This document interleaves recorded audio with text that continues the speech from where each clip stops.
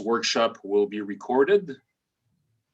So, and we encourage you to have your cameras on unless you have technical problems with your connection.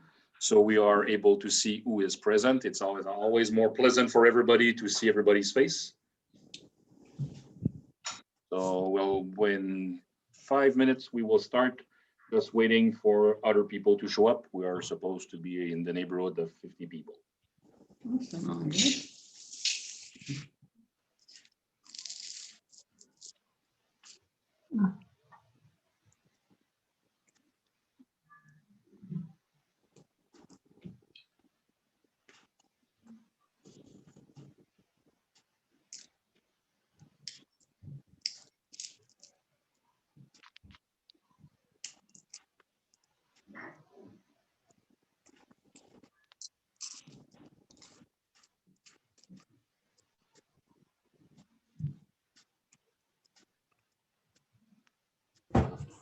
Jean est là, on va voir si c'est là sa photo.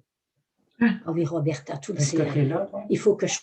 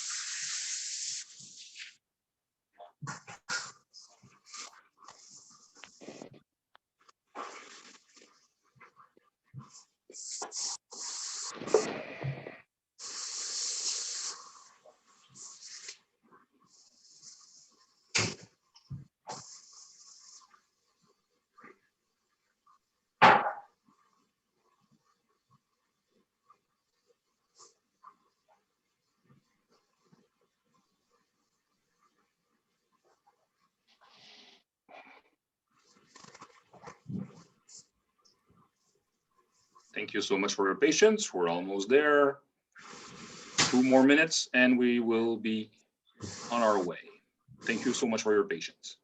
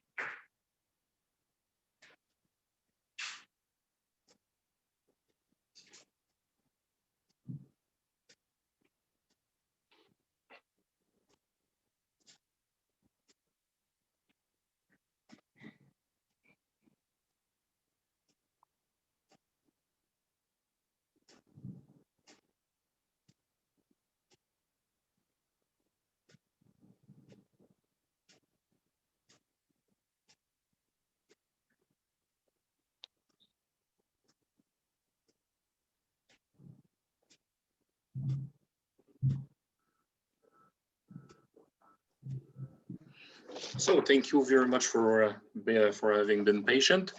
So welcome to this workshop on the ecological transition and social justice. As a reminder, we truly apologize, but this workshop will be strictly in English. The option to be able to translate on another channel in French is having some technical difficulties, so we do not have access to it. Also be aware that this workshop is broadcast live via Facebook as well as for all the participants who are here, and it's also being recorded. So in various countries, ecological transition plans have been developed as a grassroots level with a focus on social justice. But what exactly do those plans entail? How will they be implemented? What are the obstacles they face? A conversation on this subject will help to stimulate them on an international scale and to generate an exchange of best idea. We are lucky to have panelists from all corners of the world today.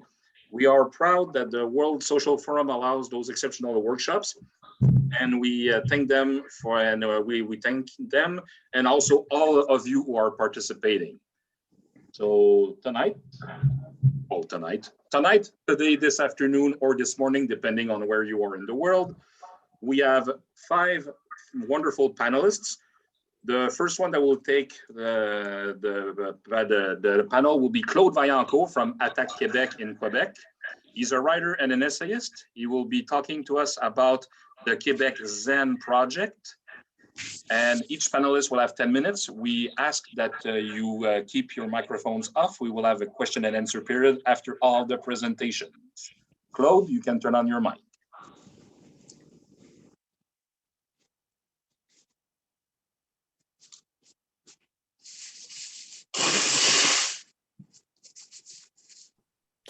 Oui, bonjour tout le monde. Bien, pour les camarades québécois, je suis désolé de faire mon intervention en anglais, mais comme on est des invités internationaux, c'est comme ça. Donc, okay, now, thank you very much for being there. First, it's interesting to have this conversation, international conversation on transition plans. First, Canada is, we know that, is one of the worst polluter in the world. Our gas emission balance per capita is very, very bad, we must say. And we can say that we're a dunce of environment.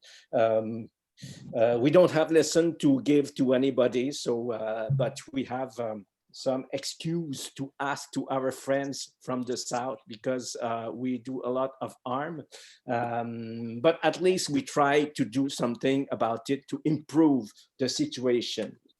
In Quebec, we must say that Quebec is there is an important environmental movement, and we had a good example of this in September 27 in 2019. There were 500,000 people demonstrating, asking our government to do something on environment. But the problem is our government is very weak on this issue. It doesn't make a lot of, take a lot of action.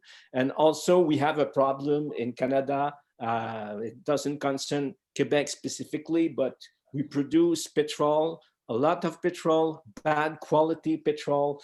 It's big money and also big pollution. So it's in this context that we decided to try to do something to improve the situation, even though our government are not very active on this issue. So we decided to create what we call Québec Zen. Québec zéro émission net. It means zero emission of carbon. So that's the idea. So the Québec Zen was, the idea is to go forward even if our government refuses to collaborate. It's project built on 3 targets. We have 3 targets. First is obtain net zero emission. It needs decarbonize our economy, which is something quite ambitious. Second target is aiming social justice. It implies changes of perspective in our vision of economy. So it's quite something ambitious. We don't want green capitalism. We want something different, and that takes account of social justice. And third, we want to do it in a local base. We think that we have to work near people with the contribution of communities and social movements. So that was the idea at the base. The project was conceived by the most important coalition in environment in Quebec. It's called Front commun sur la transition énergétique. In English, it could be Common Front on transition, energetic transition. So it's a big coalition of 85 organizations, so it's quite a representative organization that come from environmental group, trade unions, NGOs, community groups, and others organization, and it's a group regrouping almost 2 million of the population. Quebec is a population of 8 million, so it's quite representative. So that's the idea of Québec Zen is first, well, it's a project in 2 steps. The first step is to conceive a roadmap with our solution on ecological transition based on social justice.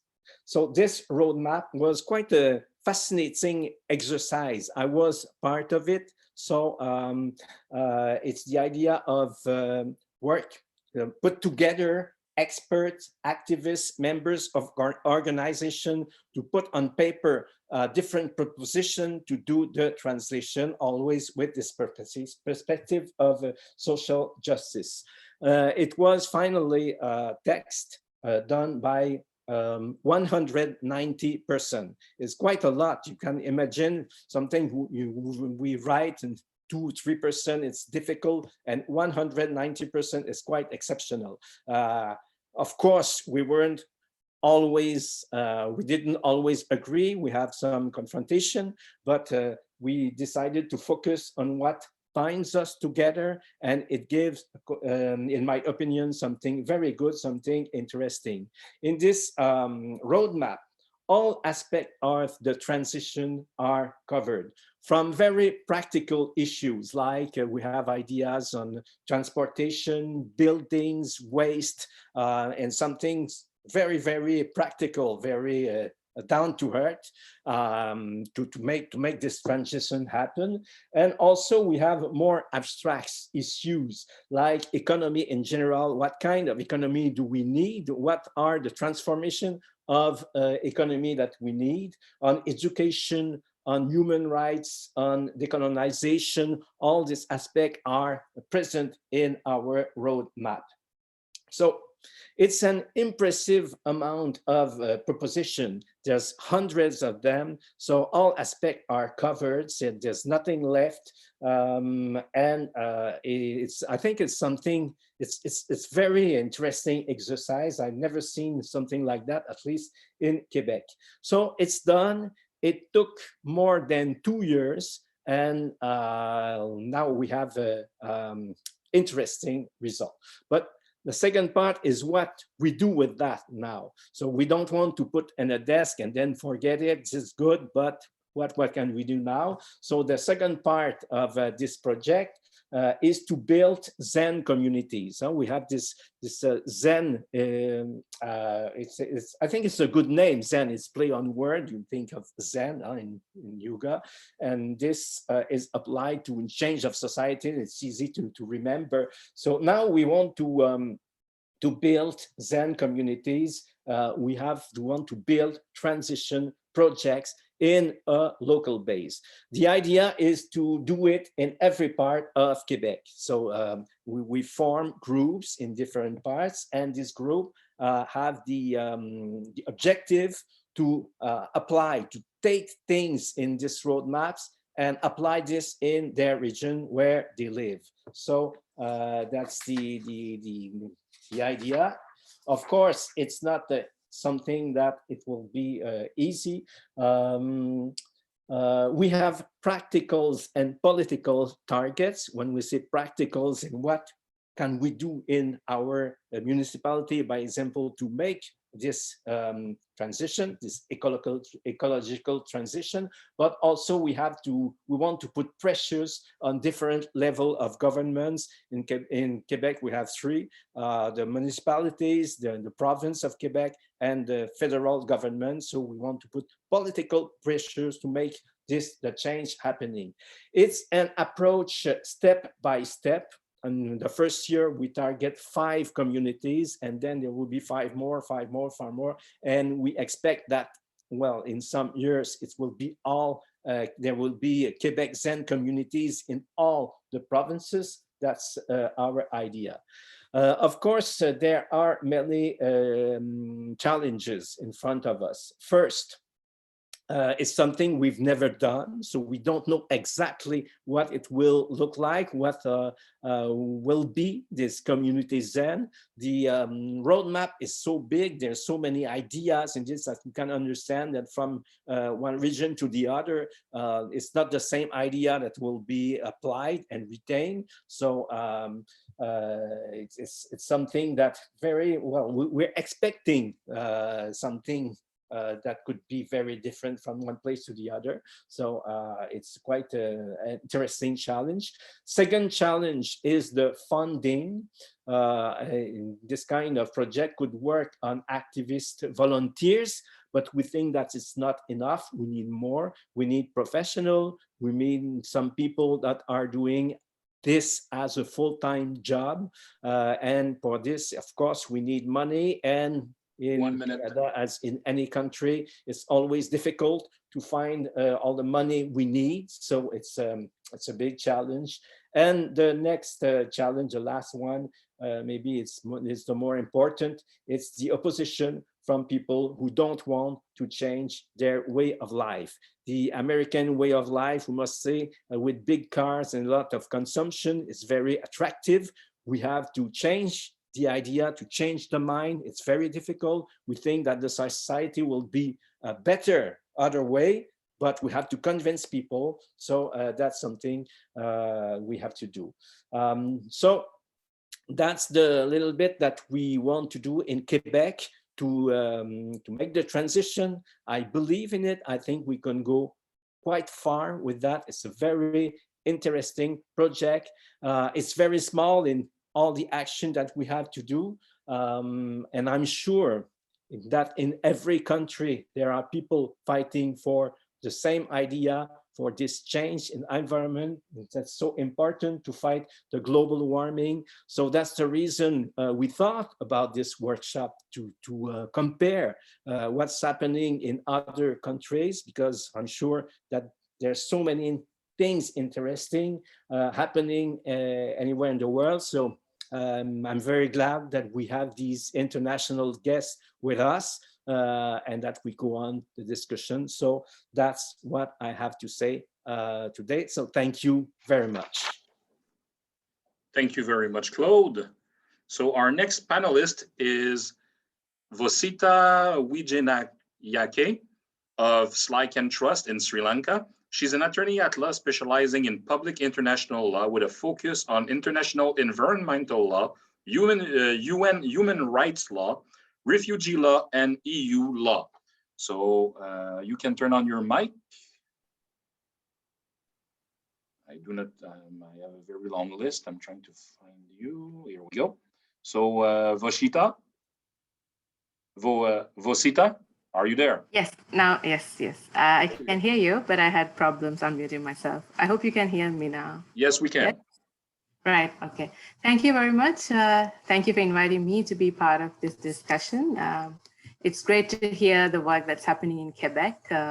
Been reading about Quebec. I haven't been to Quebec, so it's interesting to hear what you're doing and how things are done differently or similarly across the world. So I come from Sri Lanka. I spend my time between born in Germany and Colombo in Sri Lanka. And I work for an organization called SLYCAN Trust, which is a civil society organization, which focuses on research policy and also evidence-based actions and policy intervention. So we identify ourselves as a civil society think tank. And I'll just give a few points that we focus on when we are talking about just transition.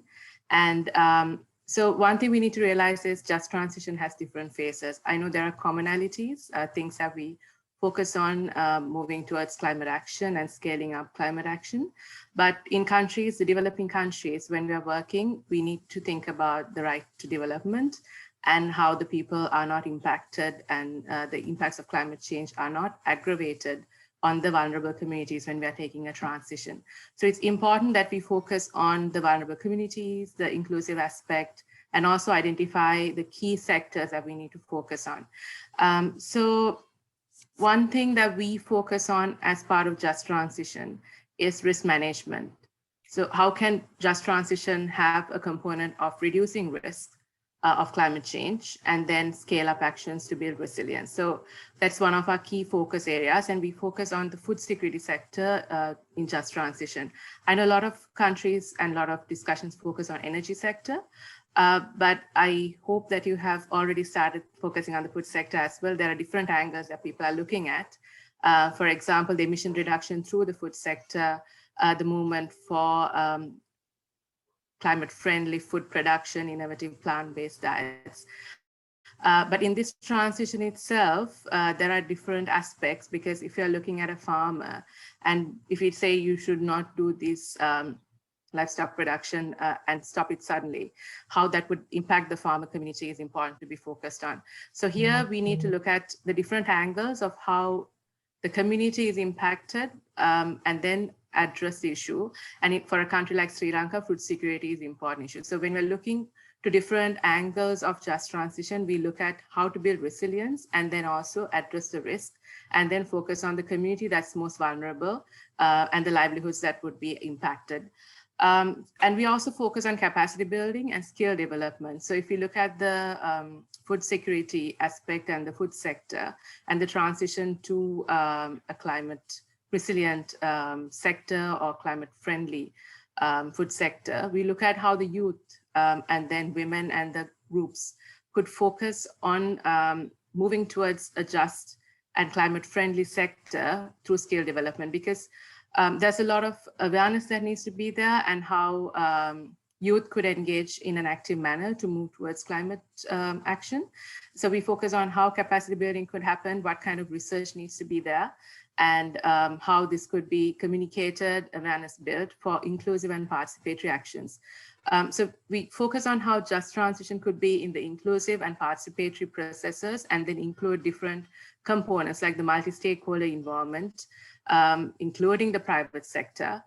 And also we focus on getting the communities that are more impacted, the women, the children, youth, and maybe the people with disabilities, and how this could be addressed through different policy interventions as well as actions on the ground. In addition to that, we also focus on different sectors. Well, obviously energy is one. And then we also focus on what I mentioned about how capacity building is done, the skill development is done for the workforce to move towards a just and as well as climate friendly energy sector.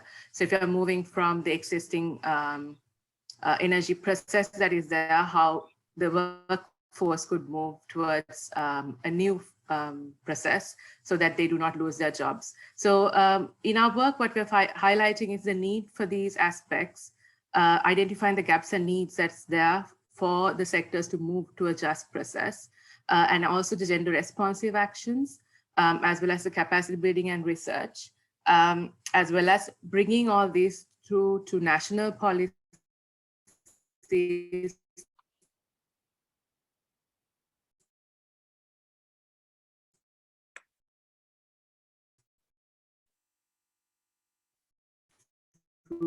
climate commitments, so crop insurance,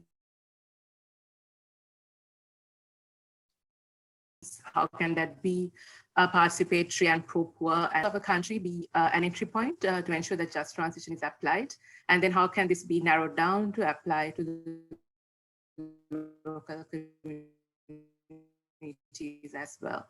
So we have a few projects that we do to increase the participation of stakeholders in the process on the discussion of just transition, as well as engage them in decision-making processes, and also include even like sectors like fashion industry. How can the choices of people contribute to ensuring just transition happens, but with an individual decision-making process. So these are the things that we do, and I'd be happy to share information if you would like any. And you could also find knowledge products that we develop on these aspects on our website, which I will share with you. Donc, merci beaucoup. Si vous avez des questions en français, je pourrais répondre aussi. Merci. Thank you very much. So our next panelist is Awande Buthelezi from South Africa. He's a researcher and project worker at the Cooperative and Policy Alternative Center, also known as COPAC. He will be talking to us about the Climate Justice Charter. Awande, you can turn on your mic, please.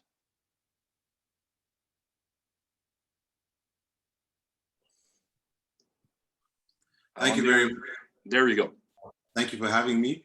I feel quite honored to be in this space with so many minds who are thinking around this really pressing issue. I hope you don't mind, but I have a slideshow to help make the presentation a bit easier. So I will be sharing my screen momentarily. Sorry, let's go there.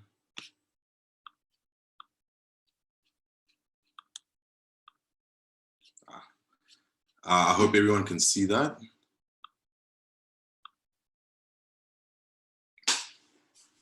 So today I'll be speaking about the Climate Justice Charter, as I'm a member of the Climate Justice Charter movement, and this is the grassroots initiative on our side where we've been trying to grapple with this issue of climate change. But before I begin, just a little context. South Africa as a country is often spoken about as the most unequal country in the world, or one of the most unequal societies in the world. And that's due to the legacies of apartheid and colonialism. In the past 26 years since the democratization or the transition into democracy, our government and our state society has failed to kind of bridge those gaps that had occurred through that process of colonialism and apartheid. And in our integration into the global financial markets and during the process of globalization, that gap has only grown wider and wider. So when it comes to questions such as climate change in our society, it's a very difficult question for people to wrap their heads around because we have so many other economic and social issues that our country is constantly grappling with. So the question of climate or climate change or the climate crisis is often thought of more as a technical or scientific issue. And when it is often engaged with, it's usually around the question of energy and the transition to renewable forms of energy, particularly because we do have our own energy crisis due to corruption and things such as that. But the question of the climate change or climate crisis as a social and economic issue is one which has taken quite some time to make more accessible within the wider conversation in our society. So to speak about this process of the Climate Justice Charter, I'll begin by speaking about food sovereignty in South Africa to kind of give the kind of grounding or background behind how this process started taking place, and then the background of the actual charter process.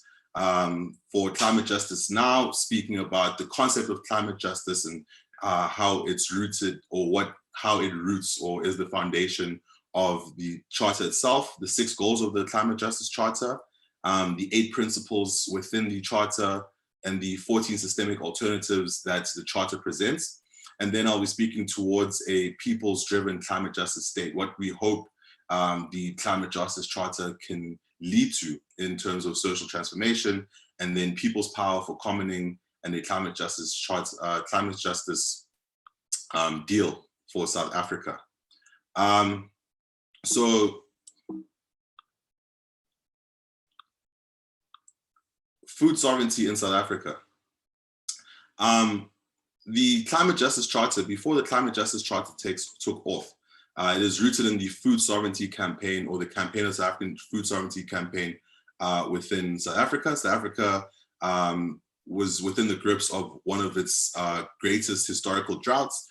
We technically have not fully come out of that drought as of yet, but in 2014, the country was within the grip of this drought. And the Cooperative and Policy Alternative Center, COPAC, began a number of right to food dialogues, which led to a decision to create a national campaign around food sovereignty, which eventually led in 2015 to the Assembly to launch the South African Food Sovereignty Campaign with over 50 other organizations and a number of hunger tribunals across the country. This then led in 2016 to a drought speak out and a national bread march, eventually leading up to the launch of the Food Sovereignty Act at the People's Parliament. And then the People's Food Sovereignty Act was in 2017 presented to the national government departments. And in 2018, dialogue with the Parliament on the drought began. And this also led to the beginnings of the Climate Justice Charter process. And eventually in 2019, there was a launch of the Climate Justice Charter process. I must say why a charter and what the importance of a charter is in South Africa. Charters have a great historical purchase, which comes from the anti-apartheid movement and anti-apartheid era, where our current constitution is rooted in the Freedom Charter, which was drafted in the 1950s and kind of created the vision of what a post-apartheid South Africa would look like. So the concept of charters within our country has that kind of historical purchase. So these are just some of the images from some of those campaigns over food sovereignty. So now the charter itself in 2019, once that process had already continued from food sovereignty campaigning, began to develop through 6 roundtables throughout 2019. These are on water stressed communities, with the media, labor, youth, faith-based organizations, social and environmental justice organizations.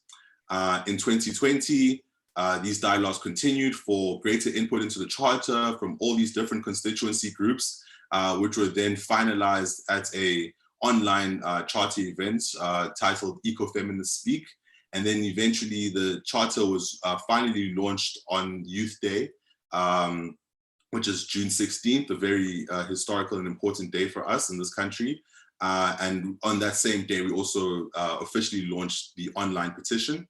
And then after that, we began mobilizing constituencies such as water-stressed communities, who I've personally had to engage with, particularly during the period of the lockdown, where the issue of water stress has kind of come to the fore. People have been under lockdown conditions during the COVID crisis without access to water, which is obviously important for normal issues, but in this current context, the issue of sanitation is also something that's kind of made it even more clearer, the kind of crisis that we're in.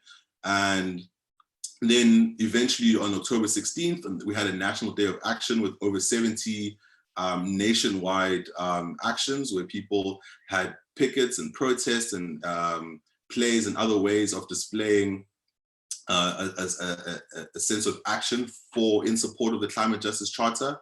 And then those actions eventually culminated in a parliamentary engagement, an online parliamentary engagement with the Deputy Speaker of Parliament, where we handed over the charter, a memorandum and client science documents to the Deputy Speaker of Parliament. so that parliaments and the South African parliaments can engage on this issue of the Climate Justice Charter and climate change. And then we've given them a year also to discuss and interrogate what we presented to them from the grassroots. And then we also had an online debate between members of parliament with regards to what are their views on climate justice, how do they understand the context of climate change as a social issue. So now for climate justice now, the Climate Justice Charter, we are hopeful because climate science is on our side. Like the science of COVID-19, climate science is calling for caring action now. This charter is a call to all who care about human and non-human life to act together in advancing a plurivision of people's dreams, alternatives, and desires for a deep, just transition. So what are the goals of the charter? The charter first goal is that it seeks to advance an awareness that we thrive and coexist on one planet. We're trying to inspire a break with the thinking that caused this crisis and to reconnect with an earth-centered conception of what it means to be human. We're seeking to foster deep cooperation and also overcome the crisis of corporate captured leadership within our country. And finally, we're trying to strengthen democracy. It's obvious to say that the COVID-19 pandemic has also kind of accelerated and exacerbated some of the goals that we've outlined here, or that the charter outlines. The principles, there are 8 principles for a deep, just transition, which are outlined within the Climate Justice Charter. The first being climate justice, second being social justice, and ecocentric living, participatory democracy, socialized ownership, international solidarity, decoloniality, and intergenerational justice. And the Climate Justice Charter, in the hopes of advancing its goal, outlines 14 systemic alternatives for transformative change. The first of these systemic alternatives outlined in the Climate Justice Charter is democratic and participatory deep just transition plans. Second is to create or help foster socially owned and community-based renewable energy through rapid phase out of fossil fuels, followed by feeding ourselves through food sovereignty, democratizing the water commons, enjoying life through working less, eco-mobility and clean energy public transport systems, zero waste and simple living, eco-social housing, buildings and transition towns, beyond mainstream economics, going beyond mainstream economics in the way in which we organize our economy. The rich must also pay for the ecological debt, so finding ways to allow for equitable wealth transfers to minimize social inequality, but also to kind of offset the ecological debt that wealthy people and wealthier lifestyles have led or helped contribute to the climate crisis. Last minute. Knowledge as a crucial for survival, emergency, holistic, and preventive healthcare, the rights of nature and natural climate solutions, and climate conscious media. So I will just kind of wrap up. It was important for me to go through those alternatives because they what drive the charter, by also putting forward that we hope that those alternatives and the goals of the charter will lead to a people-driven climate justice state. I'm not going to read these, but these are the kind of concepts on what that state should look like. And then as we have a people-driven climate justice state, we're also hoping that the People's Power for Commoning and a climate justice deal for South Africa can help make that vision real. So a climate justice future can only be achieved through the power of a united people. We have learned this through the struggle against colonialism, apartheid, and neoliberalism. Forward to the Climate Justice Charter and the deep just transition to sustain life. I thank you for your time. Thank you very much, sir. And our 2 last panelists are Isabelle Likouka and Myriam Viala, both from ATTAC France. Isabelle is an activist for everything environmental, and also part of the committee for the abolition of illegitimate debt. She will be talking about the Plan Climat Air Énergie Territorial and Myriam will be talking about the Pacte pour la transition. Ladies, you can turn on your mics.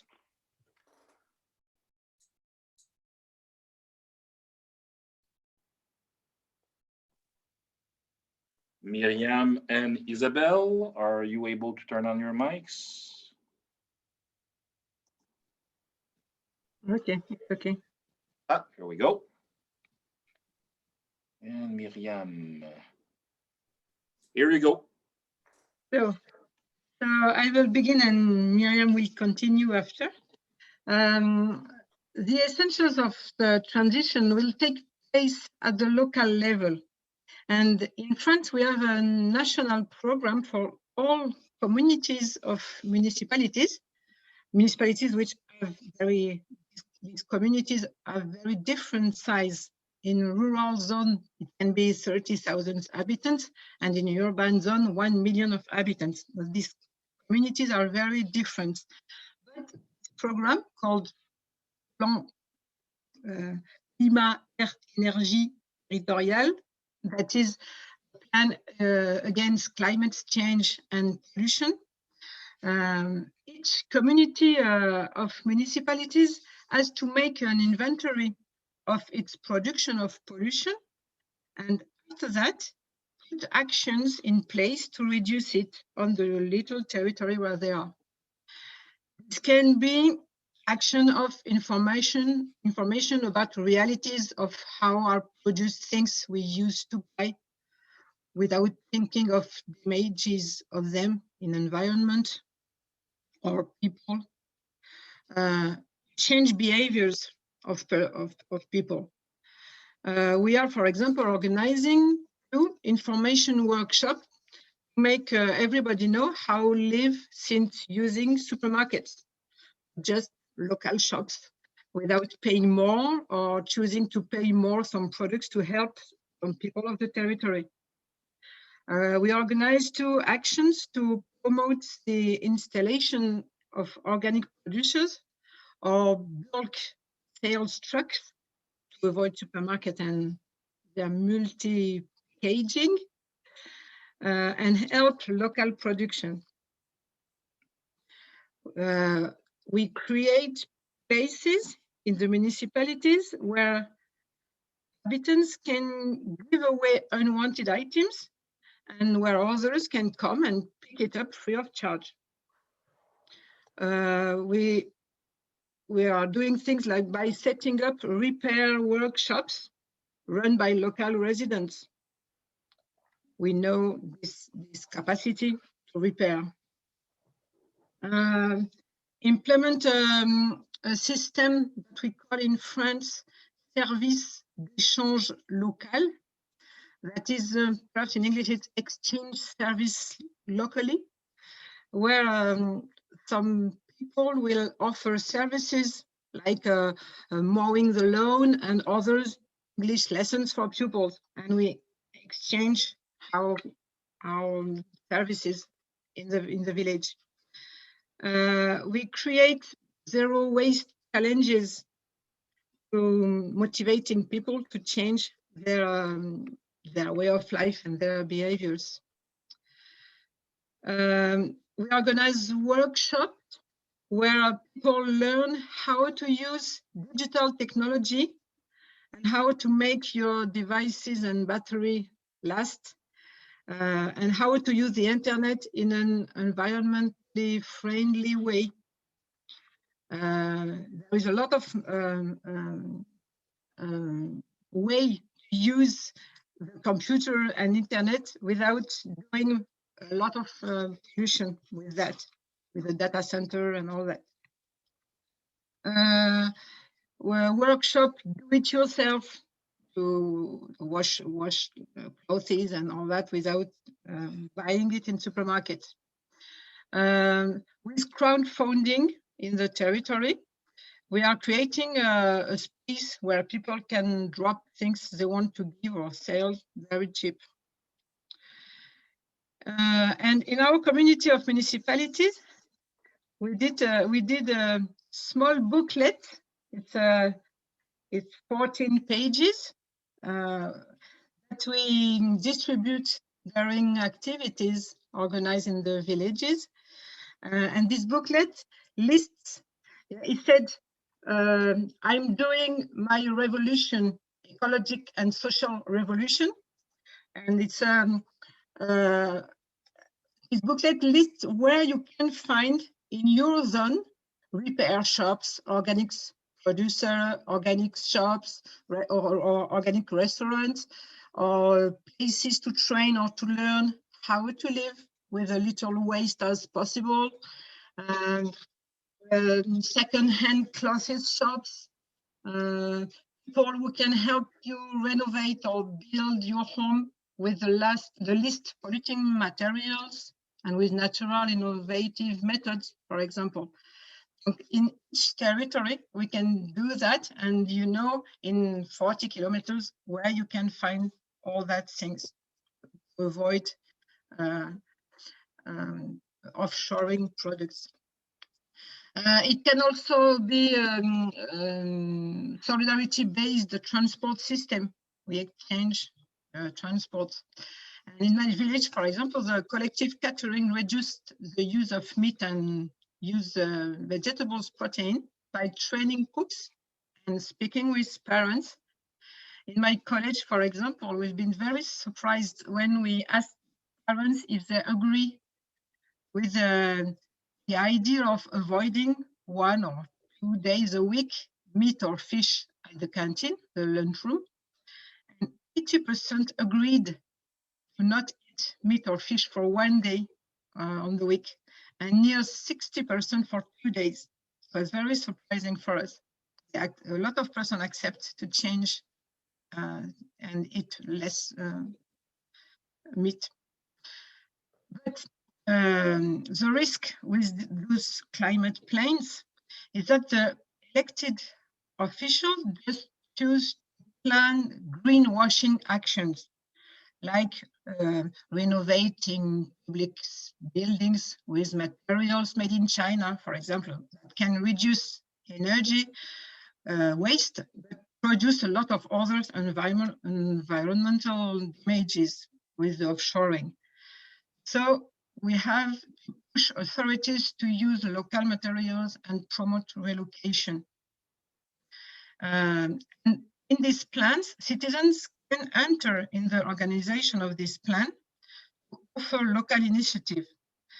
But local elected officials must write this plan.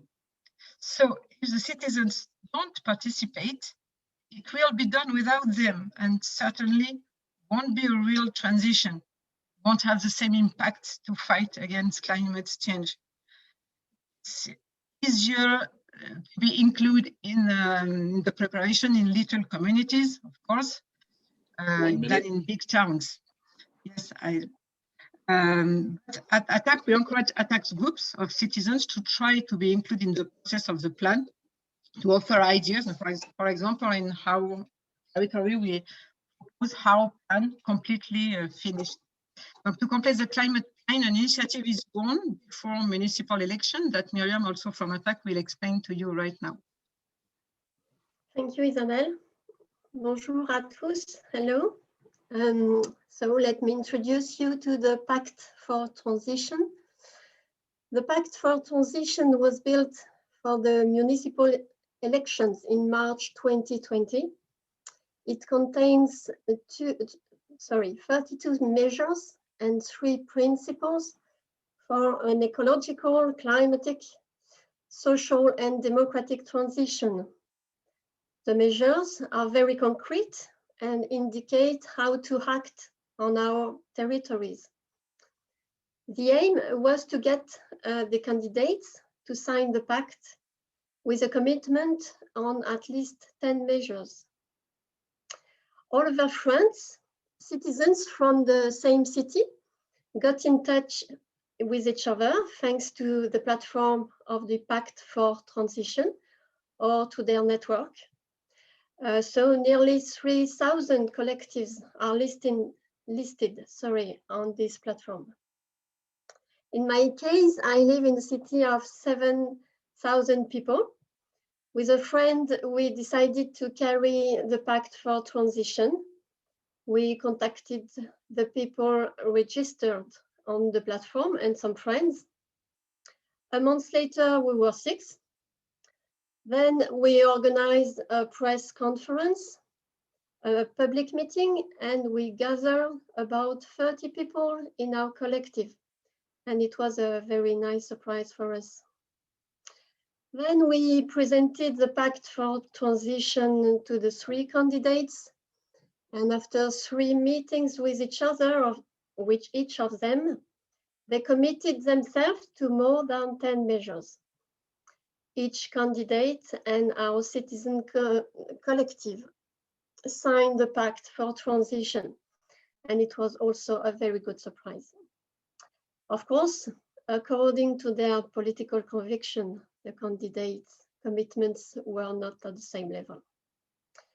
Now we have to work with the elected municipal representatives for 6 years to be sure that the commitments will be fulfilled.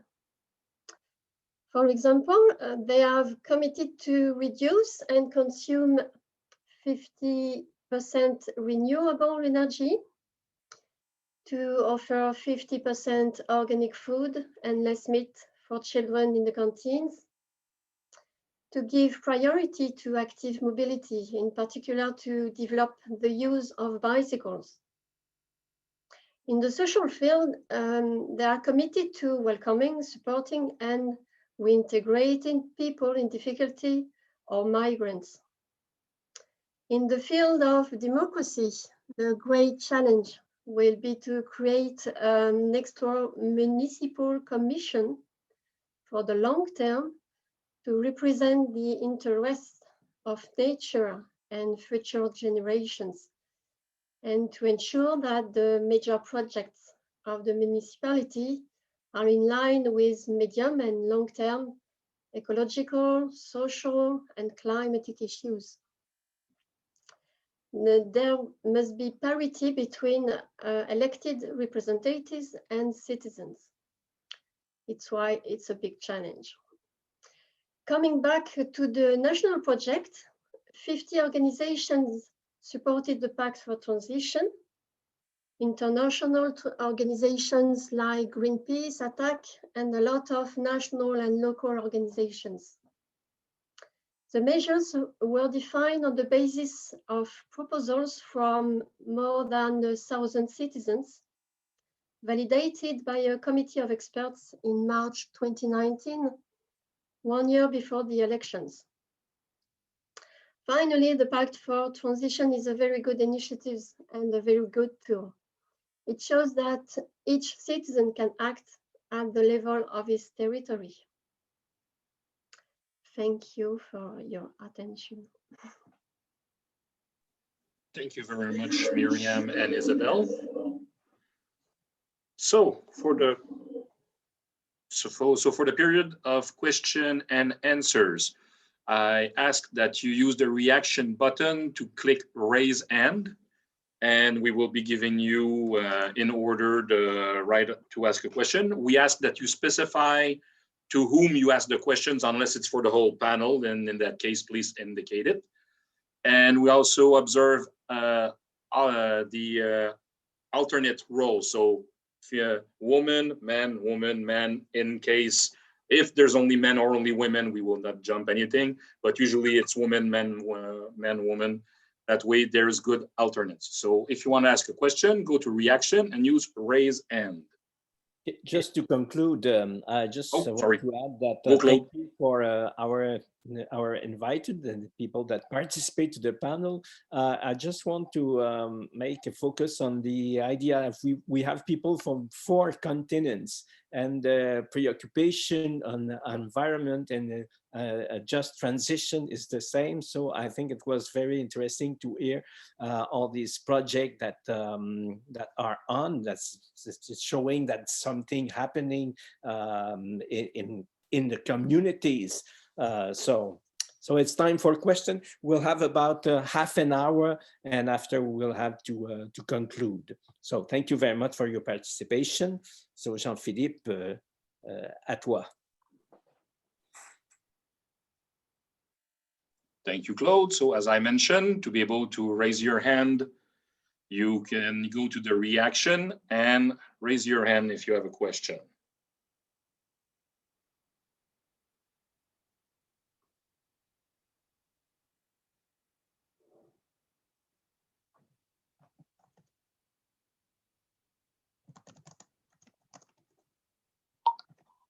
If you, okay, so I have Madame Lorraine Gay. So please open up your mic and ask your question, and don't forget to mention. Bonjour. Mais moi aussi, je vais parler en anglais, même si ma langue maternelle est le français, et que nous participons, dans le fond, de l'impérialisme de l'anglais dans nos rencontres internationales, ce qui était, à mon avis, pas très acceptable, mais voilà. Ceci dit, I would like to ask you how to get access to the very interesting contribution of the conférenciers, of the speakers, especially the Climate Justice Charter from South Africa. I thought that there was some vision there that I didn't know before, you know, that I didn't have access to before. So this would be interesting. And also the little leaflets that Isabelle talked about, how to do my own climate justice revolution, changing of behavior and things like that, which is un défi, comment on dit ça, a challenge, very important. And popular education is one of the trails that we have to go into to fulfill this aspect, but without leaving apart the political action that you already did at the local level and at the other level also. That's all for now. Thank you very much, Lorraine. So I will let the panel answer, and then I have a question from the chat that I will be reading.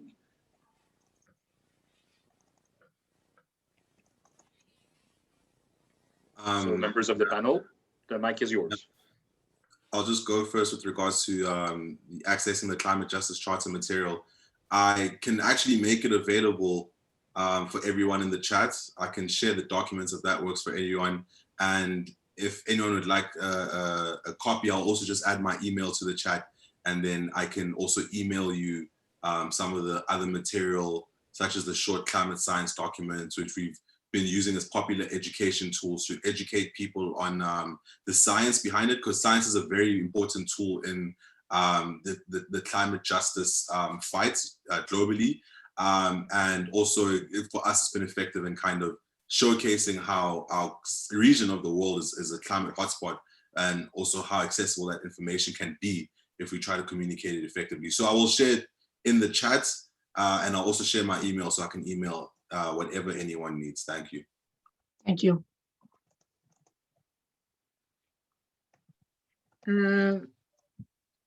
For this booklet is just a list of, it's not the methodology to change behaviors.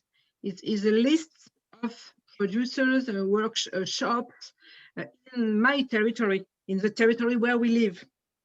And when we do action of information to learn how to change behaviors, to let supermarkets and all that, we distribute it for people to know how to go. If I don't go to the supermarket, where can I go in the territory where I live? It's just a list. It isn't important for another country. Okay. It isn't the methodology to change. Perhaps we will produce one thing like that in ATTAC, but it isn't finished. But if you want to see it, I will put in the chat the link until this booklet, and you can see how it is. But it's for special in each territory. Merci.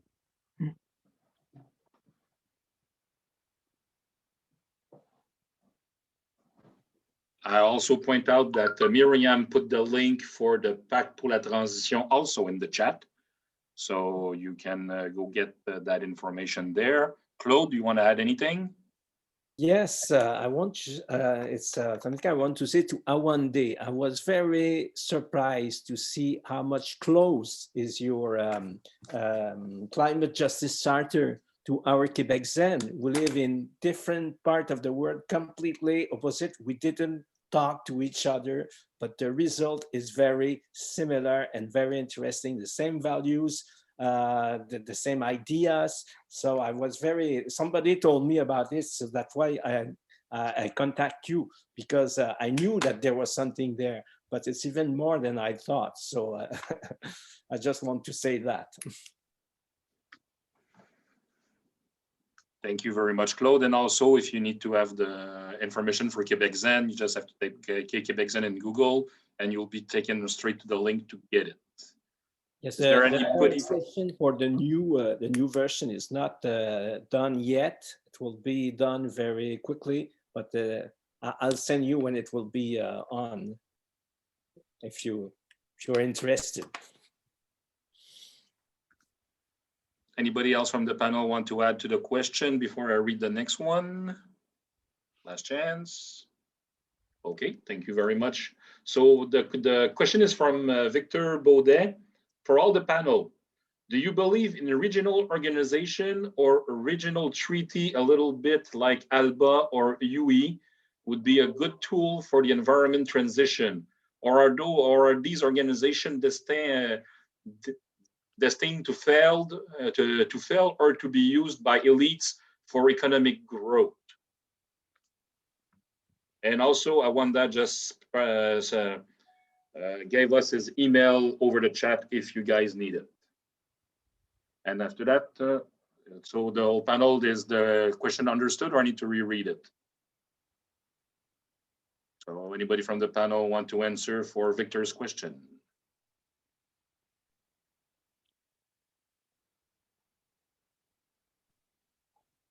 I think that the transition has to begin locally.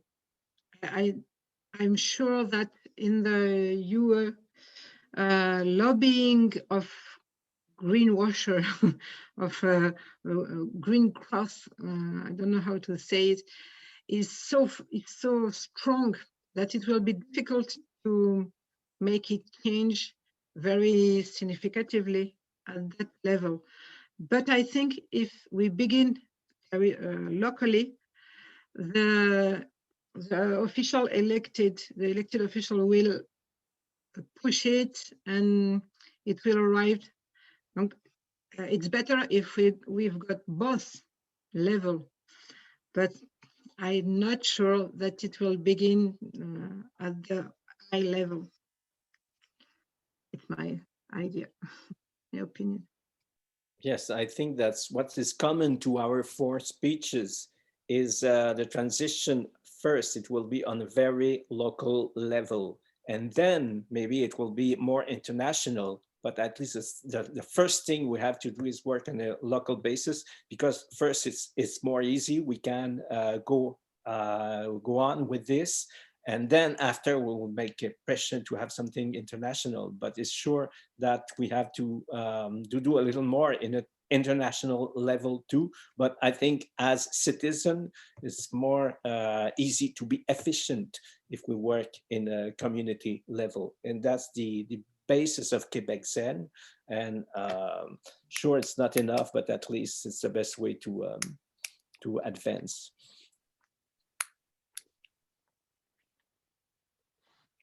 Anybody else want to add to the question? At the same time, Isabelle has put the link for the booklet that she was showing earlier up in her presentation. It's in the chat. I just want to jump on the points that were made by Isabelle and Claude, that the local action and the grassroots is the center in which this kind of change has to take place in understanding, or if we're speaking from the process of conscientizing and then empowering everyone to have agency in how we tackle this issue in a democratic and participatory manner, so everyone can understand the way in which that kind of change is rooted in collective and individual action. But if I'm speaking from an international relations perspective, I'd say that for us, particularly in the global south, I think that it's important that these ideas, once they've come from the grassroots and have reached the national level, that we can find ways to cooperate across regional borders and connections. For example, in my country, we are part of the Southern African Developmental Community, or SADC. And SADC, in comparison to all the other regional bodies on the continent, is quite weak in the way in which it's organized to tackle many issues. It's purely functional mainly around trade and tariff issues. And I think for us in the Global South, we won't survive this crisis if we don't find ways of creating linkages across those borders. So it doesn't necessarily mean that it must be led by the state and it must be led by the government, but that even as activists and as communities on the ground who are working for the change, we must also find ways to create those regional links because the international nature of the climate crisis necessitates that kind of cooperation.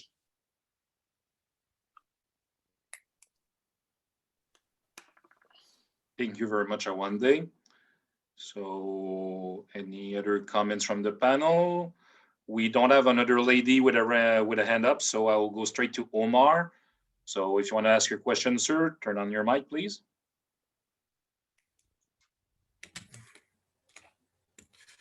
Thank you. Well, this panel has been great. My question is, how do you organize your interchange inside your community? Are you using a community currency, or how it's organized? Time banks or LEDs, or what's the kind of method that you normally use in your community interchange? Thank you. Thank you very much, sir. So the answer is for the panel. There are a lot of initiatives, this kind of initiative, and there is a lot of way to do it. It can be without device, without price, just some persons with a computer where persons put what they want to offer, others what they want to have. Someone want to have a way to go to the other town, and he asks on the internet, is there anybody can go and try and help me to go in that town? And another one propose. Like, there is a lot of systems, and in a lot of countries there are systems of exchange this way. And Argentina, comment on dit Argentine en anglais? Argentina. There is a lot of things like that too. So, and it's better. There is example of how to do that. For example, we propose a very simple system. In the municipality, there is a place open where people can put what they don't want, and others can come and took them. Now, it's a village, it's not a town. It's little villages. But it's better if each little territory imagine its system, because the system must be adapted with the mentality or the behaviors of the person of this way, this c'est l'espagnol qui vient, this space. Voilà. But there is a lot of if you look at in internet, you can find a lot of way to organize it. Service d'échange local, that is SEL in French, but there is another one named Jeu, G-E-U, like game in English. G-E-U, I don't remember G-E-U, what is it? But there is a lot of way to organize it. I finished. In Quebec Zen, we didn't do something about community currency.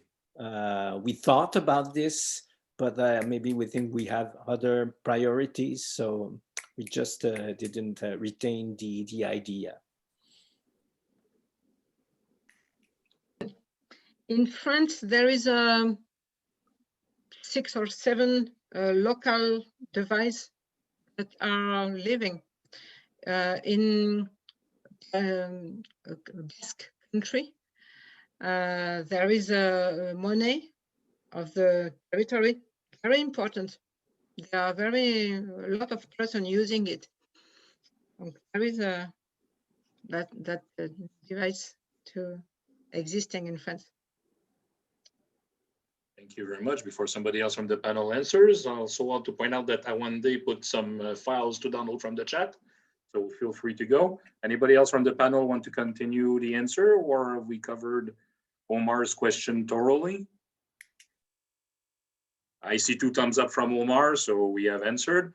So we have still time for one last question. So if not, we'll ask Claude to, or Claude and the panel to do a last word for the workshop. No, it's fine for me. I think I want to thank you everybody for being there, especially our Myriam, Isabelle, Vositha, and Awande. It's very nice for you to spend your time with us to explain what's happening in your country.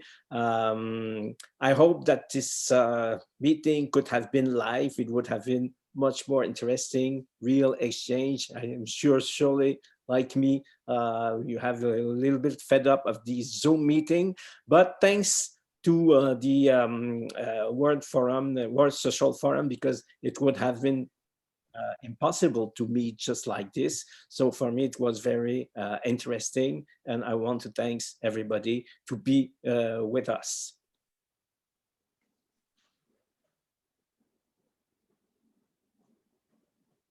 So thank you very much, everybody. So hopefully we will see you soon. I see Isabelle has her mic on, so go on, Isabelle. Yes, I wanted to say, and we'll do same things at each forum, social forum, and in the future. We are trying, learning this year how to do that, and for next World Social Forum, and perhaps we hope the World Social Forum will live all year long now, not just 4 days each year. Perhaps it will be a possibility to do that all year long. We hope that it will exist. Awande. I just wanted to extend my thanks for bringing me onto this platform.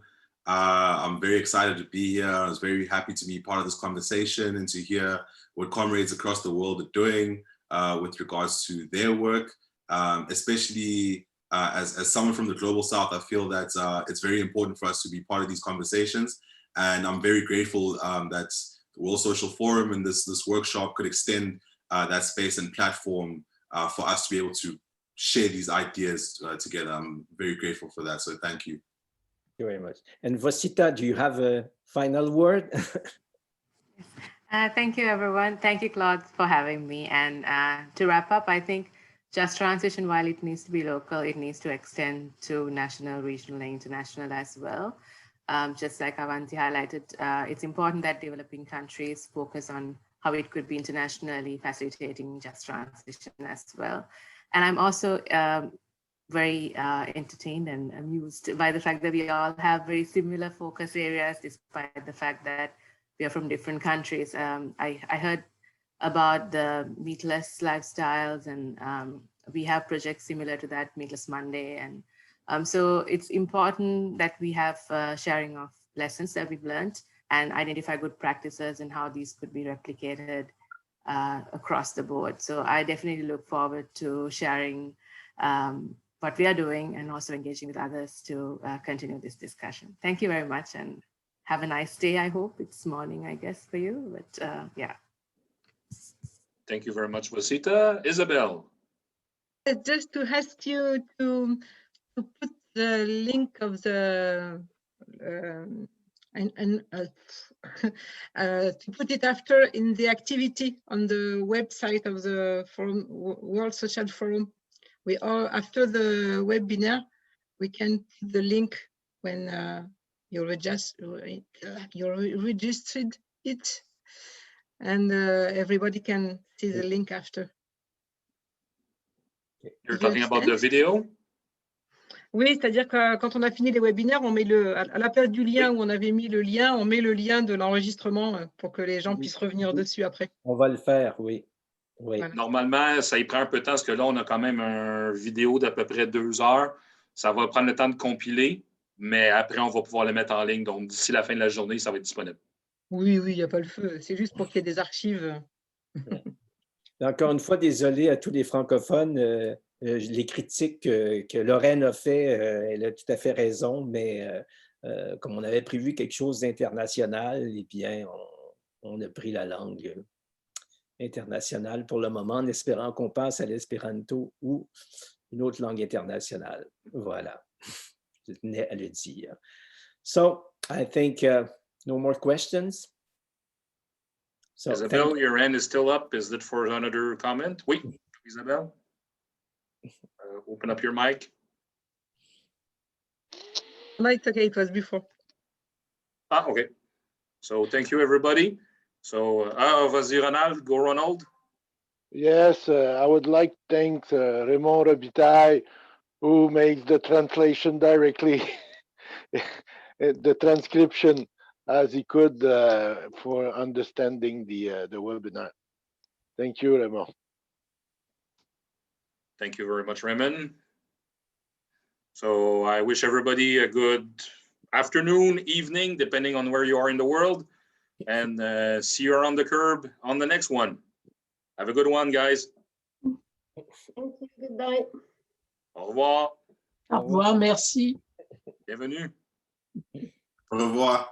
Have a good evening, Awande.